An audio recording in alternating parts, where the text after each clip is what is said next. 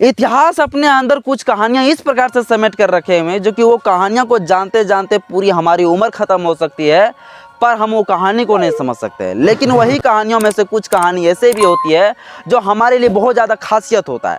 खासियत इस प्रकार से होती है, जब जब हम कभी ठोकरे खा के नीचे गिरते हैं तो वो कहानियों को पढ़ने के बाद हमें फिर से उठने के लिए प्रेरित करते हैं। इसलिए कुछ कहानियाँ हमारे लिए खासियत भी होती है।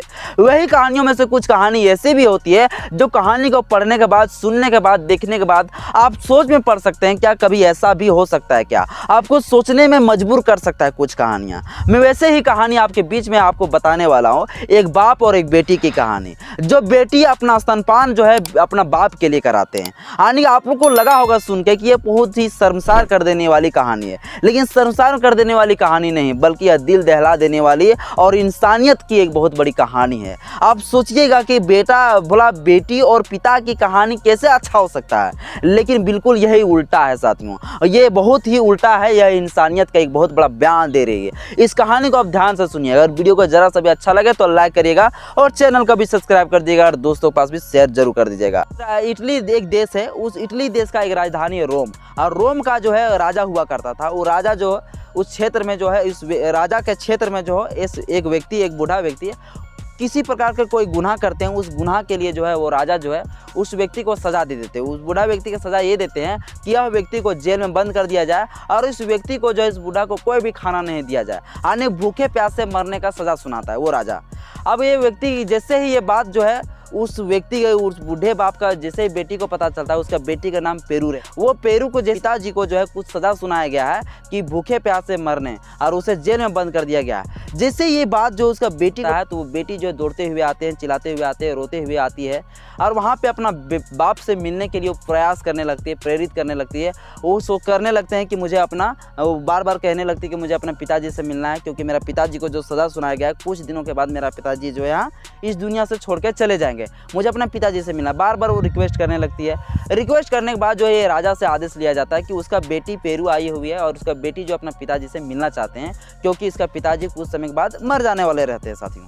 इसीलिए वो बेटी को जो है, उसका राजा जो है उस आदेश को मानते हुए जो है राजा आदेश देते हैं कि उस लड़की को जो है उसका अपने पिता से मिलने दिया जाए। अब वो लड़की को जैसे ही आदेश मिलता है मिलने के लिए, वो बेटी हंसते हुए जाते हैं और अपना पिताजी से मिलते हैं। जैसे पिताजी से मिलते हैं, फिर वहाँ बेटी उसका पूरा देख के अपना पिताजी को रोने लगती है। इसलिए रोने लगती है क्योंकि वो पिता जो 2, 4, 5, 10 दिनों से खाना नहीं खाए हुए थे, भूखे प्यासे वो मात्र मरने ही वाले थे, और उसका बेटी जो उससे मिलने चले जाती है।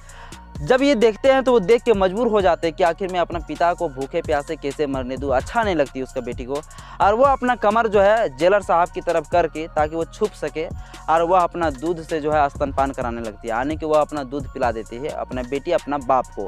ये आपको कहानी सुन के आपको ऐसा लगा होगा कि भला ये अपना रिश्तेदार ही, भला अपना बेटी अपना बाप को कैसे दूध पिला सकती है, आप सोच रहे होंगे। लेकिन ये बहुत ही इतना दर्दनाक कहानी है कि इंसानियत को एक बयान देती है कि इंसानियत एक बहुत बड़ा, इंसानियत का जो है ये एक प्रकार का संदेश देता है कि इंसानियत भी कोई नाम का चीज़ होता है। अब ये लड़की जो है बार बार उससे मिलने अपना पिताजी से, चूँकि आदेश लिए रहता है कि मैं जब तक पिता मेरा मर ना जाए, जब तक मेरा पिताजी जिंदा है तब तक मैं अपना पिताजी से मिलता रहूँगा। और ये लड़की जो है अपना पिता से बार बार मिलते रहती है।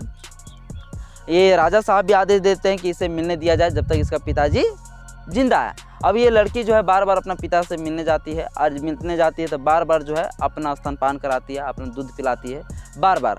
तो राजा साहब और इसके साथ साथ जेलर साहब सोचते हैं कि ये लड़की जब आती है यहाँ पे तो इसको चेक किया जाता है, कोई खाना पीना तो लेके नहीं आ रही है। जब उसे चेक किया जाता है तो पता भी नहीं चलता है कि वो लड़की जो है कुछ लेके आई हुई खाना पीना। वो लड़की कुछ भी खाना पीना लेके नहीं जाती वो अपना पिताजी से मिलने के लिए, क्योंकि जेलर साहब, वहाँ सिक्योरिटी साहब, बहुत सारे वहाँ लोग जो है चेक करते हैं उस लड़की को कि कोई खाना तो ये लड़की लेके नहीं जा रही, जिसकी वजह से इसका पिताजी जिंदा है। लोग पूरा सोच में पड़ जाते हैं कि आखिर इतना दिन जो है 2 सप्ताह, 10 दिन, 15 दिन हो गए हैं और अभी तक इसका पिताजी नहीं मरे, ये बूढ़ा व्यक्ति नहीं मरा है। तो ये चीज़ सोच में लोग पड़ जाते हैं और जेलर साहब सोच में पड़ जाते हैं। और जेलर साहब एक दिन छुप छुप के देखते हैं कि आखिर ये बेटी करती क्या है इसका। आखिर ये इसका पिता जिंदा कैसे है अभी तक, आखिर ये कुछ खाना वाना भी तो लेके नहीं जाती, हम देखते हैं तो चेकिंग के दौरान। लेकिन जब एक दिन देखते हैं कि एकदम चोरी चुपके से उसका बेटी जो अपना बाप को दूध पिला रही होती है, अपना स्तनपान करा रही होती है, जिससे ये जेलर साहब देखते उसका होश उड़ जाते हैं, वो चकित में पड़ जाते हैं कि भला एक बेटी अपना बाप को अपना दूध कैसे पिला सकते हैं। जैसे ये चीज़ को पता चलता है उसे बहुत ही गुस्सा आता है और उसको लड़की को भी जो है उसका बेटी को भी पकड़ के जो है उसी जेल में बंद कर देता है, हथकड़ी हाथ में बंद करके, और उसे बंद कर दिया जाता है। जैसे ये बात को पता चलता है कि एक ना बेटी और अपना बाप दोनों को जो है बंद कर दिया गया जेल में, ये जैसे ही ग्रामीणों में ये बात को पता चलता है, तो जैसे ये चीज़ को फिर राजा को पता चलता है कि इस तरह से करते हुए पकड़ा गए, तो राजा साहब को बहुत ज़्यादा गुस्सा आता है। वो राजा आदेश देते हैं कि ये उसको जो है हमारे पास लाया जाए, मेरा दरबार लाया जाए। फिर वो लड़की को जो है उसके पिता को दरबार उसको बुलाए जाते हैं, अपना दरबार बुलाते हैं राजा, और फिर वहाँ के लोग जो है कुछ लोग जो है वहाँ पर बैठक करते हैं और उस बैठक में जो है निर्णय निकालता है और फैसला करते हैं कि यह दोनों को जो है मृत्यु का सज़ा दिया जाए, क्योंकि यह जो है रिश्ता का उल्लंघन किया है, यह नाजायज़ फ़ायदा उठाया। इस प्रकार से जो है ये राजा साहब आदेश देते हैं, अब मृत्यु दंड देने का जो है आदेश दे देते हैं कि दोनों को जो है मृत्यु का सज़ा दिया जाए।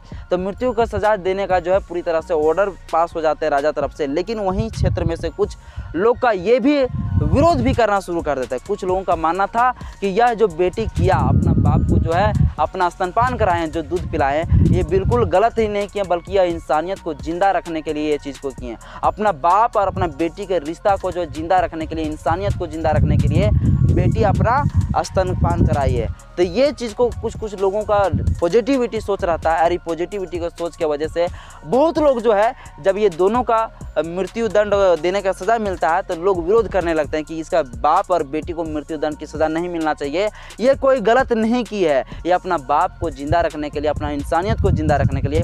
कोई भी बेटी भला अपना बाप को मरते हुए नहीं देख सकते, इसलिए इंसानियत के नाते जो है यह बेटी जो है अपना पिता को स्तनपान कराइए, अपना दूध को पिलाइए। इसलिए मैं इसका विरोध करता हूँ, ये मृत्यु दंड को माफ़ किया जाए। और इस तरह से पूरा क्षेत्र में जो है इसका प्रचार प्रसार होने लगता है और विरोध करने लगते हैं कि ये राजा साहब, आप अगर इस दोनों को अगर फांसी की सज़ा देने वाले, मृत्यु दंड देने वाले हैं, तो मैं स्वीकार नहीं करता हूं, और इस दंड को मैं आप वापस लीजिए।